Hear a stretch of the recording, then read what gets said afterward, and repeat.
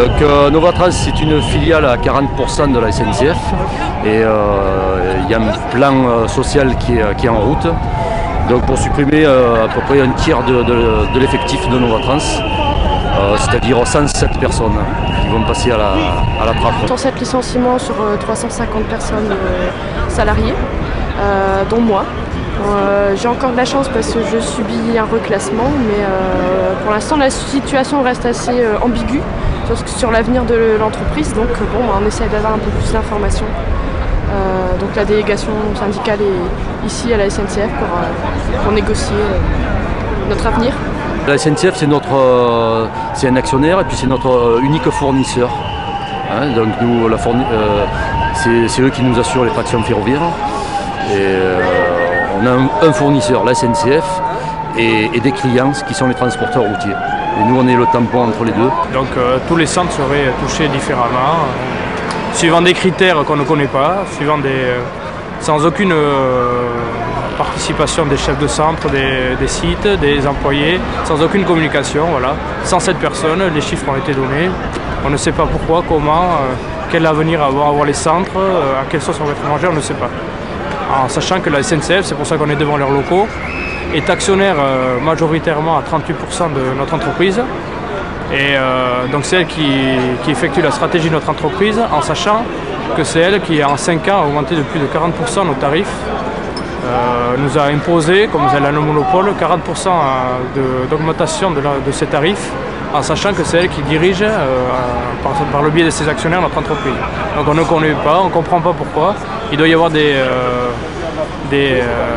enjeux politiques, économiques qui nous dépassent, et qui c'est qui en pratique, encore une fois, les employés, les ouvriers, aux dépens des actionnaires qui s'en mettent plein les poches. J'appartiens au centre de Novatrans à Avignon, je suis régulateur. Voilà, on est venu pas mal du sud, mais de toute la France en fait, tous les centres sont représentés. Donc il y a des gens de Toulouse, de Perpignan, de Bordeaux, de Lille, de Paris, de Lyon, Miramas, Marseille, Sète et j'en oublie. Voilà, et du siège de la société aussi de Paris. Ben, on est en colère, on ne comprend pas, incompréhension totale. On ne sait pas pourquoi la dernière entreprise de Railroute risque de fermer. Et on ne connaît pas du tout l'avenir, même pour ceux qui restent. Et on se demande quel est le projet derrière, pour qu'il y ait plus politique qu'économique. Et c'est de l'hypocrisie complète quand on sait qu'il faut respecter le grenade de l'environnement et diminuer les camions sur les routes, alors qu'on est en train de liquider la dernière entreprise de Railroute, c'est-à-dire Novatrans. Moi j'ai 31 ans de service, j'ai des collègues qui ont pareil, beaucoup d'années, et on ne se laissera pas faire, on se battra jusqu'au bout. Parce que nous estimons que le transport routier est très important pour l'écologie. Hein. Tout le monde parle de l'écologie, l'écologie. Rappelez-vous, il y a quelques années, il y a une citerne de matières dangereuses qui s'est renversée sur la route près d'un terrain de camping. Ça a été une catastrophe.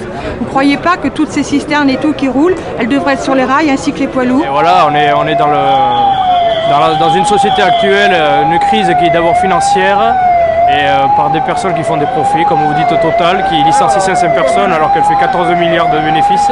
C'est une honte et personne ne dit rien. Et j'espère que la société française va réagir et qu'on va se prendre en main et par le biais de toutes les entreprises qui se font licencier abusivement tous les employés, on va pouvoir créer un groupe, un mouvement pour crier notre ras-le-bol dès la semaine prochaine pour la grève nationale.